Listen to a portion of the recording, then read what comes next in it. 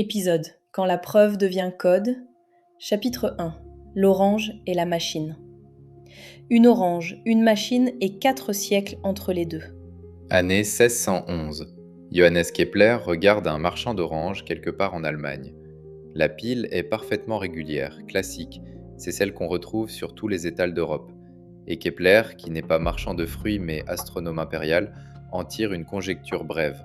Aucune façon d'empiler des sphères identiques ne sera jamais plus dense que celle-là. 3 lignes dans un carnet et un problème ouvert pour 4 siècles. Avance rapide. Le 23 février 2026, une équipe rassemblée autour de l'EPFL et d'une boîte californienne nommée Math Incorporated publie un communiqué technique. La preuve de Marina Viazovska, Fields Medal 2022, version la plus aboutie de ce que Kepler avait pressenti, mais en dimension 8, vient d'être intégralement vérifiée par une machine. Le mot qui compte ici n'est pas preuve, c'est machine. Pour mesurer le saut, il faut connaître l'épisode d'avant. En 2003, Thomas Hales, mathématicien à Pittsburgh, lance un projet baptisé FlySpec. L'objectif est de transcrire sa propre démonstration de la conjecture de Kepler, en dimension 3 cette fois, dans un langage formel que la machine peut vérifier ligne par ligne. Son estimation à l'époque, selon ses propres mots à un séminaire, 20 ans hommes de travail. Le projet achève sa course en 2014. 11 ans de chantier collectif sur 2 continents. Pour Viazovska, dimension 8, mathématiquement beaucoup plus complexe, l'agent d'auto-formalisation de Math Incorporated, baptisé Gauss, a finalisé les derniers verrous en 5 jours. Le codebase est passé de 20 000 à 60 000 lignes dans cet intervalle. Et la communauté, qui regardait, n'en revient pas. L'histoire ne dit pas seulement que l'IA est devenue très forte, elle dit que la mathématique vient de changer de régime. Pendant 2000 ans, un théorème est vrai parce qu'une poignée de gens malins l'ont lu et trouvé bon. C'est ce qu'on appelle dans le métier la preuve sociale, une convention silencieuse, jamais écrite nulle part. Et un jour de février 2026, sans tambour, cette convention vient de prendre un coup qu'on n'avait pas vu venir. La machine arbitre. La question qui ouvre cet épisode est simple. À qui profite ce basculement et pourquoi des investisseurs qui ne savent pas faire un point fixe viennent de poser près de 300 millions de dollars sur la table pour qu'une machine fasse de la formalisation. Chapitre 2 Le bug dans la preuve. Plus on regarde de près, plus l'édifice tremble. Vladimir Voevodsky. Médaille Fields 2002. L'un des esprits les plus respectés de sa génération. En 1999, Voevodsky relit l'un de ses propres papiers publié plusieurs années plus tôt. Et il découvre que son résultat principal est faux. Un lemme central de sa théorie de la cohomologie motivique se révèle invalide. Aucune coquille de surface, un trou structurel au cœur de la démonstration. Personne ne l'avait vu pendant 15 ans, pas même lui. Voevodsky ne s'en remet jamais vraiment. Il consacre la suite de sa carrière à un projet qu'il baptise les fondements univalents, conçu pour rendre ce type d'erreur impossible à publier. Il meurt en 2017 sans l'avoir terminé. Voevodsky n'est pas un cas isolé. Souvenez-vous d'Andrew Wiles. Juin 1993 à Cambridge. Wiles annonce avoir résolu le grand théorème de Fermat, ouvert depuis 350 ans. Standing ovation et reprise médiatique mondiale, héros instantané en 48 heures. 4 mois plus tard, un référé tombe sur un trou dans son argumentation. Pas une faute frontale, une lacune, un endroit où Wiles a sauté un pas. Il faut 14 mois supplémentaires et l'aide de Richard Taylor pour combler le manque. La preuve définitive sort en 95. La première, elle, n'en était pas une. Et puis, il y a Hales. 1998, Kepler résolu en dimension 3. Le journal de référence en mathématiques pures, les Annals of Mathematics, prend 2 ans à statuer. Quand le comité de relecture rend enfin son verdict, il fait quelque chose qu'aucun journal n'avait jamais fait avant lui.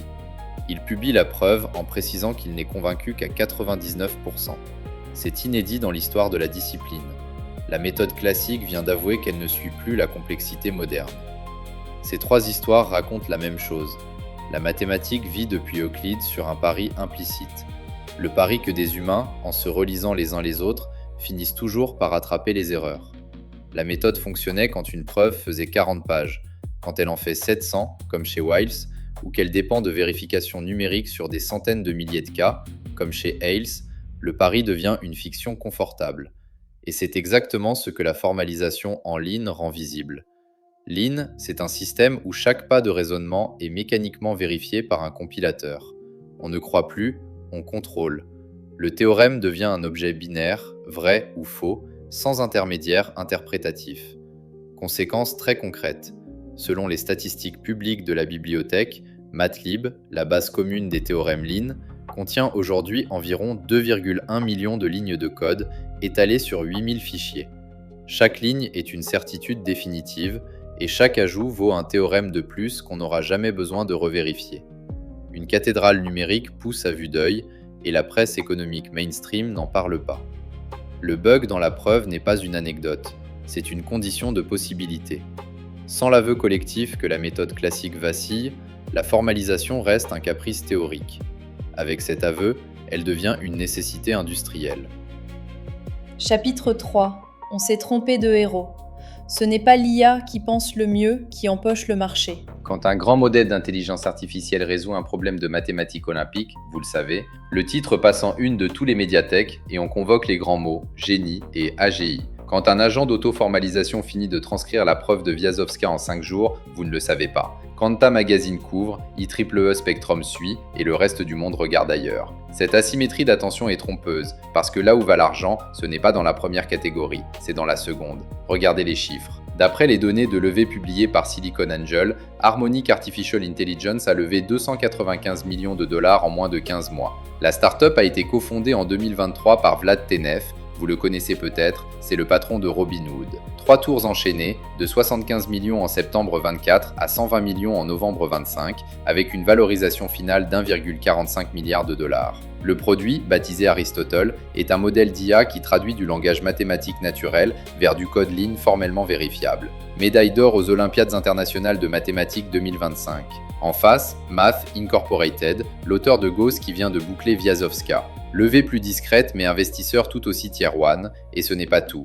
DeepMind a son projet AlphaProof qui a obtenu une médaille d'argent aux mêmes Olympiades. La maison mère, Alphabet, considère désormais la preuve formelle comme un terrain prioritaire de recherche. Pourquoi cet argent ? Parce que la formalisation est, du point de vue de l'IA, la tâche la plus dure qu'on puisse imaginer. Tolérance à l'erreur égale à 0. Le compilateur vérifie immédiatement et toute hallucination est rejetée à la racine. C'est le banc d'entraînement idéal pour ce que la communauté appelle aujourd'hui les modèles de raisonnement, ceux qui sont supposés faire le saut entre prédiction de texte et résolution de problèmes vraiment difficiles. En d'autres termes, Math, Incorporated et Harmonic ne sont pas des boîtes de maths déguisées en start-up IA, c'est l'inverse. Ce sont des laboratoires d'IA générale qui se servent des mathématiques comme d'un terrain d'entraînement particulièrement propre. Quand Vlad Tenev investit là-dedans, il ne parie pas sur le marché des théorèmes vérifiés, il parie sur le fait que celui qui apprend à raisonner en Lean apprendra à raisonner tout court. Et c'est ici que le grand public se trompe d'épisode. Tout le monde attend la nouvelle IA qui découvrira un théorème révolutionnaire, le moment Einstein de la machine.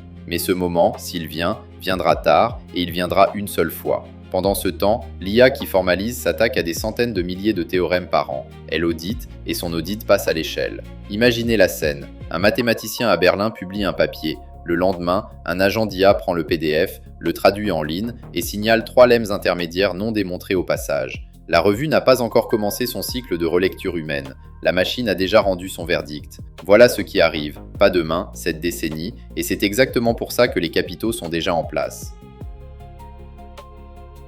Chapitre 4. Le dual use que personne ne nomme. Du théorème au noyau militaire, l'outil est le même. Sortez 2 minutes du laboratoire de mathématiques et regardez où Lean ou ses cousins directs, Coq et Isabelle, est déjà utilisé en dehors des théorèmes. Tout commence avec SEL4. C'est un noyau de système d'exploitation développé dans les années 2000 par une équipe australienne avec financement de la DARPA, l'agence de recherche du Pentagone. SEL4 a une particularité unique au monde. Sa correction est mathématiquement prouvée, ligne par ligne, dans un assistant de preuve cousin de Lean. Conséquence opérationnelle, ce noyau tourne aujourd'hui dans des drones militaires et des systèmes embarqués critiques, là où un bug ne peut tout simplement pas faire péter le pilote automatique. Garantie mathématique, pas garantie probabiliste. Même logique côté cryptographie post-quantique. Les nouveaux algorithmes choisis par l'Institut américain des standards, le NIST, pour résister aux ordinateurs quantiques, font tous l'objet de preuves de sécurité formellement vérifiables. La doctrine d'attaque change, on ne fait plus confiance aux mathématiciens humain individuel, on demande la preuve binaire que l'algorithme tient. Sur les blockchains de niveau institutionnel, le sujet est remonté plus vite que prévu. Quand un protocole gère plusieurs milliards de dollars, l'audit humain d'un smart contract ne suffit plus. Les acteurs sérieux, Ethereum Foundation et Aztec en tête, formalisent. Lean entre dans les couches d'infrastructures financières sans passer par la presse économique. Et puis il y a la Chine. Huawei a une équipe dédiée à la vérification formelle qui contribue activement aux écosystèmes Lean et Coq. La compétition stratégique sur le raisonnement machine, on l'observe sur le codage des grands modèles d'IA, mais elle se joue aussi très intensément et très discrètement sur les preuves formelles. Mettons les pièces ensemble. La même technologie qui vient de boucler Viazovska peut, sans changer d'architecture, certifier un firmware d'armes ou un protocole crypto institutionnel. Math Incorporated n'a pas signé pour ça. Harmonic non plus, mais leur outil est exactement le bon outil. Et l'État américain, qui finance la DARPA depuis 10 ans sur ces sujets, le sait. Pour un dirigeant européen, la question pratique est la suivante. Vous achetez aujourd'hui des produits, un cloud, un système embarqué critique, dont la sécurité repose sur un audit humain. Dans 5 ans, vos contreparties américaines vendront ces mêmes produits avec une preuve formelle de correction. Une garantie qualitativement différente. Êtes-vous prêt à acheter le produit non certifié quand le concurrent vend le produit certifié? La réponse est non et l'effet de cascade commence à peine. L'IA formelle n'est pas un sujet académique, c'est un changement d'étalon de qualité pour toutes les couches critiques du numérique. Et l'industrie européenne, qui a très peu investi sur Lean, va sentir le décalage avant la fin de cette décennie. Chapitre 5. La dimension 4. Ce qui se perd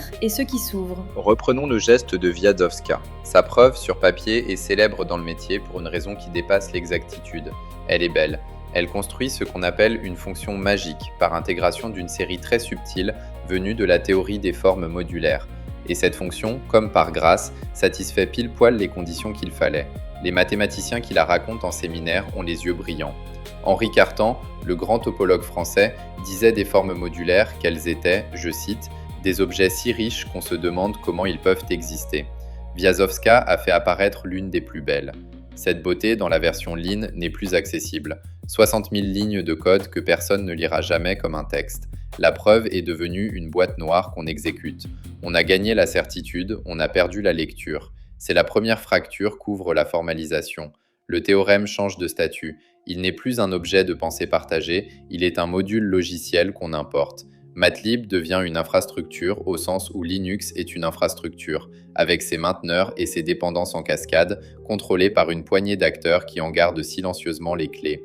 Pour les mathématiciens, cela pose une question intime. Si la preuve d'après n'est plus lisible, comment va-t-on trouver la preuve d'après-d'après ? L'histoire de la discipline montre que les grands théorèmes naissent souvent du regard porté sur un autre, plus ancien. Quand le plus ancien n'est plus regardable, mais seulement exécutable, où va l'intuition ? Personne ne sait. Et puis il y a l'autre côté, celui qui s'ouvre. Viazovska a résolu les dimensions 8 et 24 parce qu'il y existait, par chance, des objets mathématiques exceptionnels, les réseaux E8 et de Litch. Dans les dimensions intermédiaires, de 4 à 7, aucun objet de ce type n'est connu. Personne ne sait empiler des sphères de manière optimale dans ces dimensions. Le problème reste ouvert.